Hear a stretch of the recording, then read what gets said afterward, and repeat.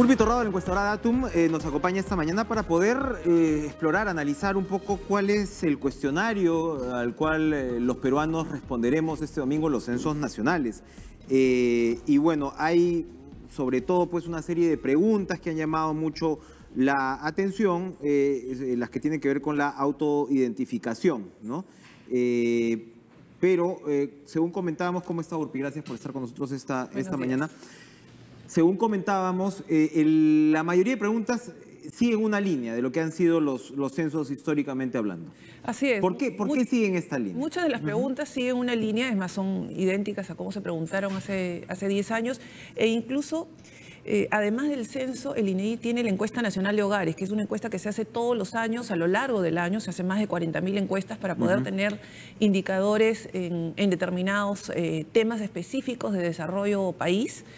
Y se mantienen las preguntas para poder tener indicadores de evolución, de cómo hemos avanzado o retrocedido, si fuera el caso, que no creo, pero finalmente cuál ha sido la evolución del país en, por ejemplo, temas de agua y saneamiento, en temas de vivienda, calidad de vida, educación, en fin, una serie de indicadores que ayudan al desarrollo de políticas públicas enfocadas de repente a los sectores menos favorecidos o a determinados grupos que necesitan del apoyo del Estado para su desarrollo. ¿Cuáles son preguntas, digamos, claves que nos transmiten el tema socioeconómico? Porque según lo que se está diciendo, no es que el empadronador pueda recorrer la casa ni comprobar las características de la casa, incluso uno está facultado para recibirlo en la puerta de su vivienda, si así lo desea, y no hacerlo entrar. ¿Cuáles son los indicativos que nos van describiendo esta situación? Así es, o sea, digamos, la data que se va a tomar del censo es una data declarativa, es decir, esperamos a partir de la madurez de la población y de quienes responden de que esto sea con la mayor sinceridad posible. Porque si bien no hay esta capacidad, ¿no? Exactamente lo que usted señala de la sinceridad, porque en la sección 3 se pregunta qué insumo utiliza para cocinar los alimentos. Antes el tema de la leña, por ejemplo, ha sido fundamental para darse una idea, ¿no? Si en el hogar hay equipo de sonido, televisores, línea blanca, insumos de cocina, electrónicos, teléfono fijo, autos, etcétera, ¿no? O sea, todo esto va definiendo la realidad económica también. Así de la es, familia, ¿no? Las empresas encuestadoras utilizamos la data censal, es más, nosotros a partir de la data del censo del 2007, lo que hicimos fue procesar la información con las variables relevantes para temas de nivel socioeconómico. Claro, los quintiles socioeconómicos salen de ahí, ¿verdad? Claro, y tenemos todos los mapas del país por manzana con nivel socioeconómico predominante. ¿Cómo lo hacemos?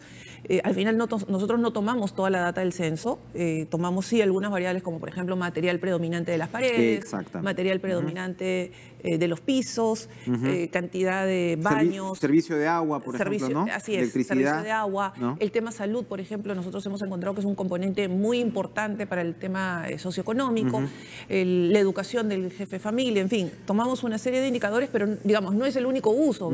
El gobierno a partir de esta data lo que hace es desarrolla mapas de pobreza y además se establece dónde están las zonas donde se necesita mayor desarrollo. Esto combinado a la información que muchas veces tienen los municipios o incluso los municipios, los gobiernos regionales necesitan esta data para también poder actuar. Ahora, hay otras, la sección 4 son preguntas que solo responde el jefe de hogar, ¿no? Entonces, que son cuántas personas durmieron aquí la noche anterior al día del censo y los nombres y apellidos de estas personas. El resto, entiendo yo, ya es cada mayor de edad el que la responde, ¿no?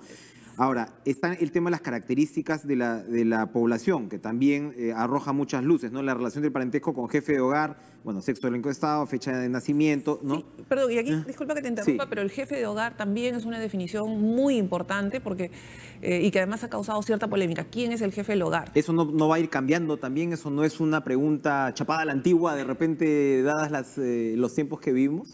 No es una pregunta chapada a la antigua, es una pregunta que ayuda a determinar los roles dentro del hogar y además los tipos de familias que hay dentro de un hogar. Pero a ver, eso es muy interesante lo que estás definiendo, porque ¿qué pasa si, como ocurre cada vez más, hay parejas que trabajan los dos, ¿no? y que, claro, tradicionalmente se diría el hombre de la casa sería el jefe de la casa, pero de repente la mujer aporta en iguales condiciones. ¿Cómo se resuelve esa pregunta en ese sentido, Sí, en ese caso? es una pregunta importante porque si buscamos y si pensamos en el sentido, en el significado estricto del término, algunos han considerado que es hasta machista pensar en el jefe del hogar.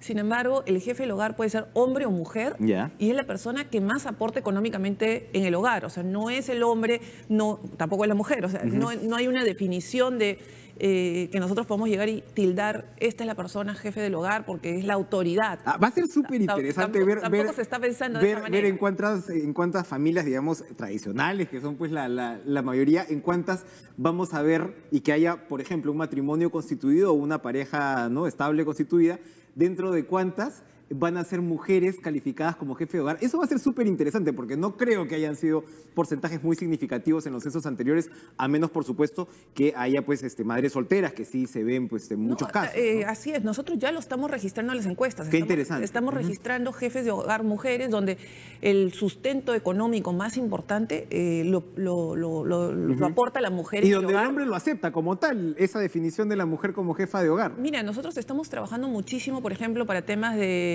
microcrédito o con, digamos, ciertos sectores y ha sido muy interesante porque incluso se han dado casos en los que hombres han renunciado a su trabajo para apoyar en el negocio que inició la mujer porque simplemente ella está generando muchísimo más recursos que en el trabajo que él tenía. Entonces, al final termina siendo una persona subordinada laboralmente a la esposa porque eso genera más ingresos para el hogar. O en algunos casos, hombres que dejan su trabajo para apoyar el hogar, apoyar con los hijos, las tareas, lo que fuera, porque el trabajo de la mujer es súper exitoso. Me provoca un montón de interrogantes porque incluso uno, si se pone en plan contestatario, ¿no?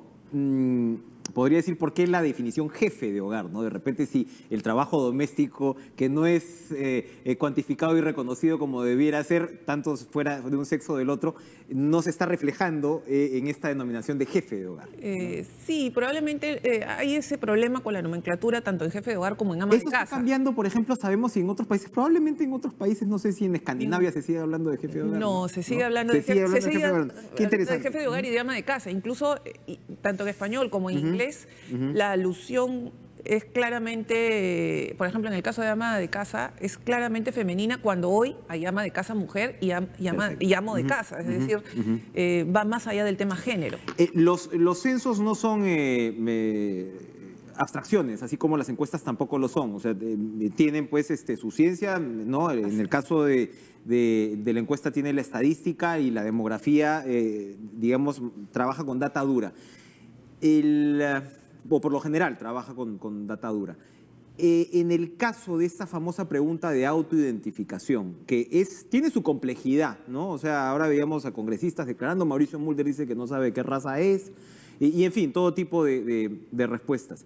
Desde el Estado, ¿no? La invocación ha sido, oye, esto es un tema como por un lado, de orgullo, de poder saber dónde estás parado, de dónde vienes, y por otro lado, como herramienta también para que el Estado pueda enfocar determinadas políticas en poblaciones vulnerables. Pero, ¿qué piensa usted de la formulación misma de la pregunta, ya que ustedes tienen tanta experiencia al respecto? Esto que se ha señalado como que se mezcla de repente el tema de etnicidad con el tema de raza, ¿puede generar confusiones o la pregunta está bien planteada dentro de lo que cabe en los referentes? ¿Qué podemos decir al respecto? De hecho, es una pregunta muy compleja. No solamente... Pero porque el tema en sí mismo lo es también, ¿no? El tema lo es y además está sujeto totalmente a la subjetividad.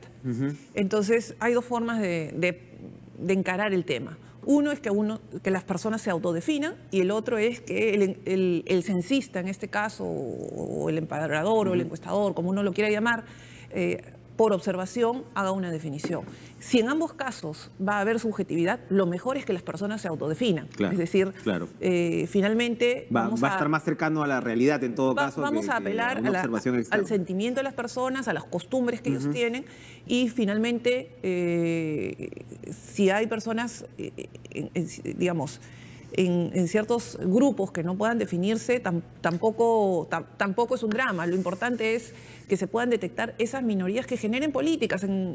Por ejemplo, si vemos Estados Unidos tiene esta misma pregunta que es de autodefinición, claro. y a partir de ello se generan, por ejemplo, cupos para el sorteo de visas. Hay un porcentaje para las minorías, para ingresar a las universidades, hay cupos específicos para minorías. Por lo tanto, políticas de conservación, digamos, de ciertas características, ¿no? Que es fundamental, porque yo me recordaba mucho todo lo que ha sido el proceso de los afrodescendientes, no solo acá, sino en todas partes. Incluso el que no se definía como tal, primero los activistas iban muy fuerte al lado de, bueno, tu identidad es sumamente importante, de repente ni siquiera te identificas como tal, pero lo eres, ¿no? Y hay un trabajo de desarrollo de identidad que seguramente a esto apunta. Vamos a hacer una breve interrupción para irnos a los titulares de esta hora. Vamos a regresar de inmediato a terminar con la entrevista. Vamos faltando segundos para las 8 de la mañana a los titulares. Uso de marihuana con fines medicinales ya es legal en el Perú. Nueva ley fue aprobada con amplia mayoría por el Congreso y será reglamentada en 60 días. Madre gestante de 8 meses pierde a su bebé tras accidente aéreo en Pucallpa. Pasajeros y tripulantes se salvaron luego que avioneta se estrellara entre árboles. Hoy vence plazo para censar a quienes trabajan el domingo. Policías y militares en el Brain ya fueron encuestados, así como reclusos de distintos penales del país. Ministros y congresistas se unirán a labores de empadronamiento. En medio del fervor del pueblo, imagen del Señor de los Milagros regresó esta madrugada a las Nazarenas tras 2 días de procesión. Cristo Morado volverá a las calles el sábado 28 de octubre. Presidente Pedro Pablo Kuczynski encabezará hoy en Trujillo gabinete binacional junto a su homólogo ecuatoriano Lenín Moreno. Integración fronteriza entre ambos países será el eje de la agenda.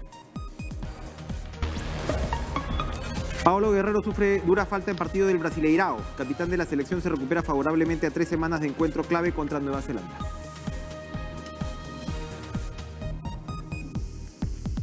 Amigos, gracias por seguir en nuestra sintonía. Vamos a terminar la entrevista con Urpi Torrado, que está muy interesante a propósito del tema de los censos nacionales. Usted, Urpi, decía algo muy importante. ¿Qué efecto tiene la famosa pregunta de autoidentificación en políticas públicas, en cupos, en lo que antes se llamaba discriminación positiva, ¿no? En muchos casos en poder favorecer a estas poblaciones? Pero además el otro punto que me parece importante es que quien se está quejando mucho de todo este tema es por lo general el blanco o el mestizo peruano que vemos todos los días en todos los medios de comunicación y que tienen la voz para expresarse. Probablemente quien no está emitiendo su opinión y que de repente sí se encuentra mucho más a favor de esta pregunta es el quechua, en verdad, el aymara, ¿no? O las poblaciones del oriente del país que precisamente por ser vulnerables son las que necesitan tener esta afirmación y este reconocimiento por parte del Estado. Hay algo de eso también, ¿no? En el discurso mediático.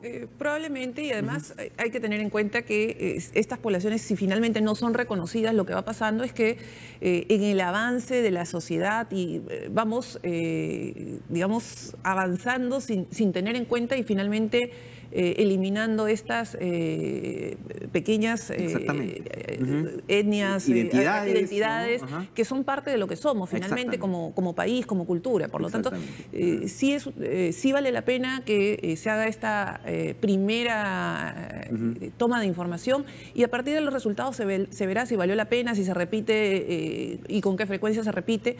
Más allá de eso, yo creo que la preocupación debería de estar en que, por ejemplo, no podemos tomar un censo cada 10 años, porque en 10 años en el Perú ha pasado muchísimo. Es decir, se han construido muchos edificios, por lo tanto, mapas quedan desactualizados.